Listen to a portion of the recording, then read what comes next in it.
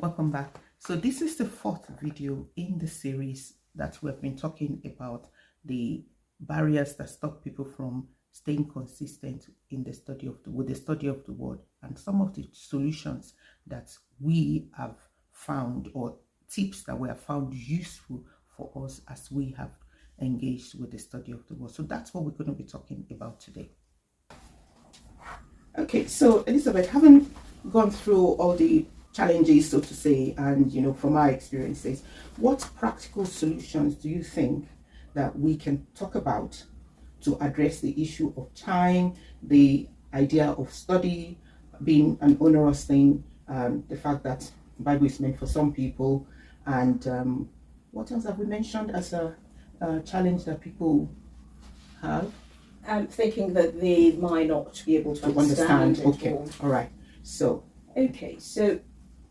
what we thought about would be, some of the things we thought would be a helpful thing to do would be to get a Bible, a translation that's very key. Readable. Readable, one that you feel you can understand it easily, it's accessible for you, and it's in language that you are able to relate to. I think that's key. And sorry, let me just say something, that if people were going to do this, going to a bookshop, because I know some, maybe like some big bookshop will still have a section where they can sell the Bible, then you can actually open them and see how readable it is to you. And even if you go online, there's usually the opportunity to flip the pages, and it gives you a sense of Then the other thing that I want to suggest for people is, with regards to online, there are many of us are online these days, so I would have some apps like Bible Gateway Bible. I use Bible Hub a lot, that will give you different translations, so you can read from there to prepare you as to which version is a good one for you. Definitely. Okay.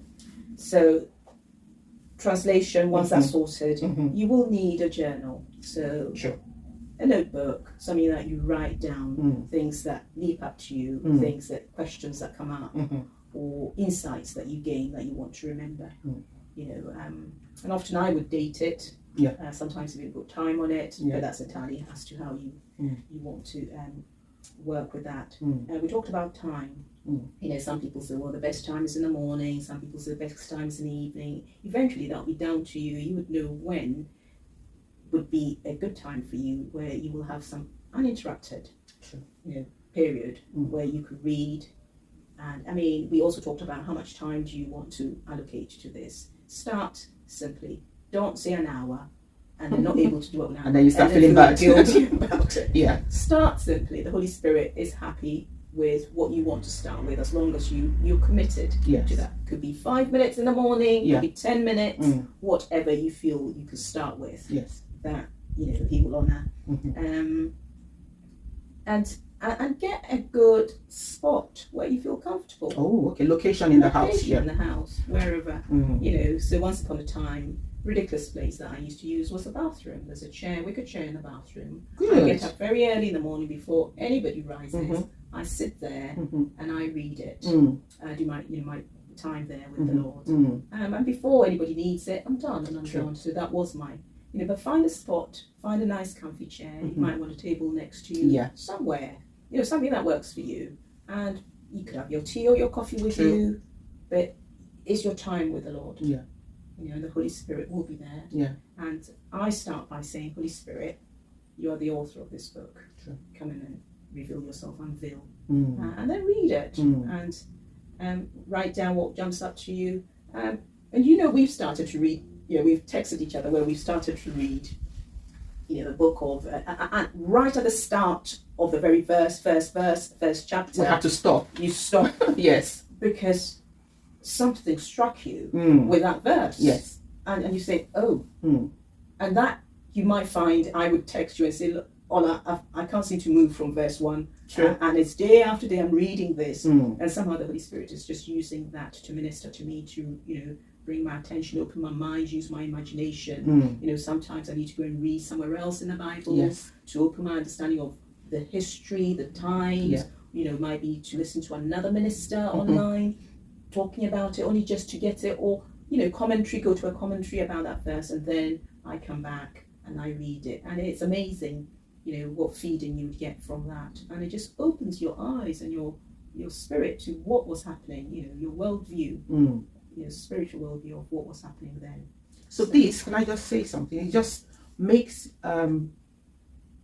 us to see that I think more than anything, we should not have a preconceived idea that I'm going to read a chapter or 2 chapters in my time, because what you've just described, right at the beginning of the chapter, there is something that calls your attention, and you have to, if your objective for studying is to gain from it or to know God from it, then you need to pay attention to that, other than having that preconceived idea that I need to read a chapter or 2 a day, which is one of the things I was going to say. I know you haven't used a reading plan before, neither have I, and that's one of the things that makes me a bit weary of it. But it's not to say that people cannot have a reading plan. Yeah, I think some people like the discipline of it. Yeah. And that's good if you need that to start with. Yes, so it could be a tool to get you into it. Yeah. And then you could just work around that.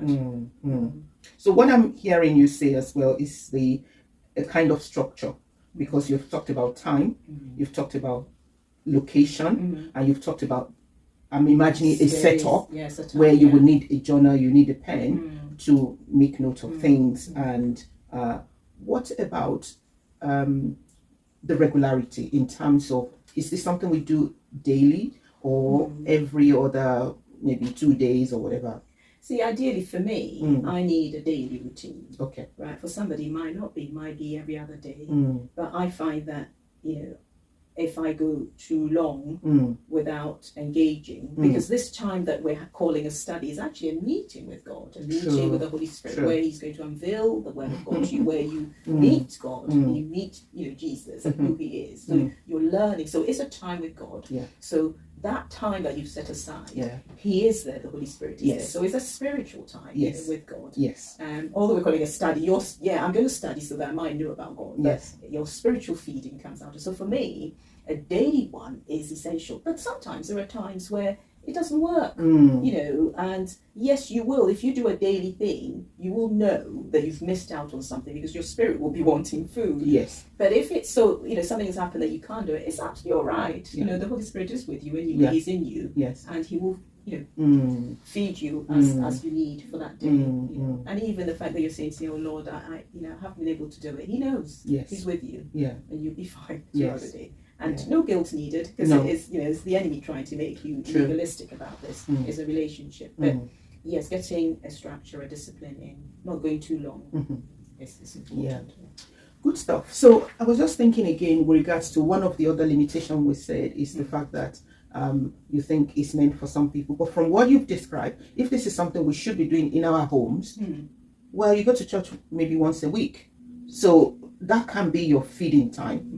It should be part of it, a very small part of it, essential, because actually I think if we are engaging with this kind of thing you've described, by the time we go to fellowship, not only would we be enriched by what we hear, we would also have things to share with people, the people we meet. We can feed them, and it will be a communion, of kind of meeting. Definitely. Yeah. Because so somebody brings a song, somebody brings a psalm. Yeah. You'll be surprised that sometimes what you have spent in your quiet time with the Lord might be something that you've learned, might be something that somebody else needs. You'll be surprised when this becomes a habit, that food that you've got, you find that on a Sunday somebody else needs it, and you're astonished, because you're then called to share that food, spiritual food with that person. Yeah. So okay, right. This is really good. So we've talked about a lot of practical things that we can do, the tools that we can use. The Bible, getting yourself one. Yes. What do you feel about physical Bible versus a physical Bible against having online, on your phone? Well, this is interesting because the millennials will tell you that they've got their Bible on their phone and they're all right. Mother, I'm reading my Bible. Where is the Bible? It's on my phone, which is fine. Sometimes you do need it, sometimes quick.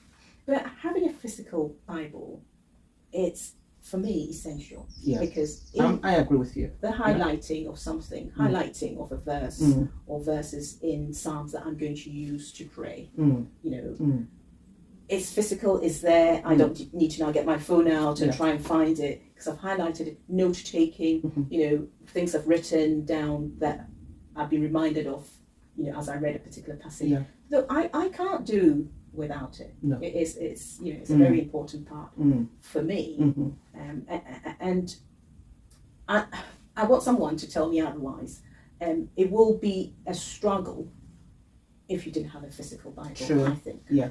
Because, there was reason why God said to Joshua, this book will not depart from, what does it say? It's that his mouth, your mouth, your eyes, seeing the words and using the words to pray. Yeah. Yes, you could argue that I can quickly get to it, but for me, that connection with having a physical copy and being able to go to it. I agree with you on that. There's so much you can get to, with having the physical one, that I think the online version, it's a bit limiting. It's good for reading on the go if you quickly want to start something. But I wouldn't, and I think with regards to what we're discussing now, because study brings a kind of familiarity with the text. Because the Bible is a text. It brings familiarity. And people that do study English literature, they have the anthology, and you can see them highlighting and doing things and writing. By the time they finish with a poem, it is colorful from all the interaction they've had with it. Exactly. So I think in that sense, a physical copy. Oh, definitely. Because you showed me your Bible where there is lots of I know I've got it here. In it, because that's the concordance, isn't it? Look at this is my Bible. This is highlighting, and I'm writing all over the place, and something I say, it's a song. Look at that. Well, I tend to write in pencil, so it may be difficult for people to see. And also those verses in between the margins that are linking to other aspects. That's one other thing I was going to say with regards to what we have. So when people want to get a Bible, I think it's nice to get a study Bible. Study in the sense that, not necessarily like Dakes or Thompson Chain Reference. They can get that too. But most standard Bible, number one, would have a context page. The context where you have in the beginning of it, and it can tell you where in fact, there's so much information there. It tells you how many chapters a book has, and you can use that to select that. Okay, let me choose a Bible book that doesn't have a lot of chapters, so that I know that it's something doable, and which will be encouraging after you've done that. Do you know, I even read the preface introduction to my Bible. It's true. I know it's not the word of God, but it's good they're part of material, and people have done a lot of work on the Bible that, in the margins between, you've got chain reference going on in this, where in a verse, you will see maybe a letter written, and it's telling you in between, tells you what Bible verse, maybe something has been mentioned before that you can use and refer to it. So this is for when people are now getting into real study. And then look at the idea, what we have in towards the end of the Bible. What about the red letter? Yeah. I don't think online versions have red letter. I don't know. I haven't looked at it before. Probably do, Okay, well, so this straight away tells that these are words spoken by the Lord Jesus. Those kind of things I think you can be limiting from. And how about, some Bibles, like mine has a small dictionary of names. And then you've got concordance.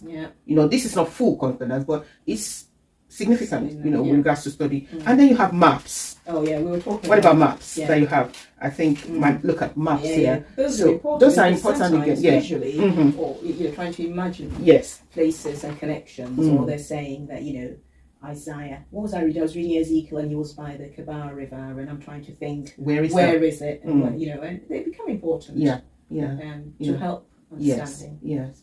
So, these are some of the tips that we think that it will be useful for anybody watching and wondering, how can I overcome some of these things? And once you have like the structure you describe, in place, and got yourself equipped with the Bible, and remember that it's not something that you have to have understanding of everything the moment you start. I think this would help to overcome the hindrances that we have mentioned before, that's keeping people away from the study. So I hope people would, think of this and, just help engage with one or two. And before you know it, you're thinking that, I've got myself a Bible, I've got myself a time of the day, I've got myself a location. So, okay, maybe if I start doing that tomorrow or today, maybe I'll do it daily. Things that it moves on. Okay. Right. I have also put together an ebook which captures all the things that we have talked about in this series, and if you're interested in that, you can grab that. We've got the link in the description for your use, and let me know how you feel about that ebook. If you found this video useful, please give it a thumbs up and also subscribe to the channel. Also turn on your notification button so you can receive an alert when a new video has been released. And I will link the third video over here, and I think the second and third actually, so that in case you're watching this for the first time, you're able to look at those other two as well. So thank you for watching, and God bless.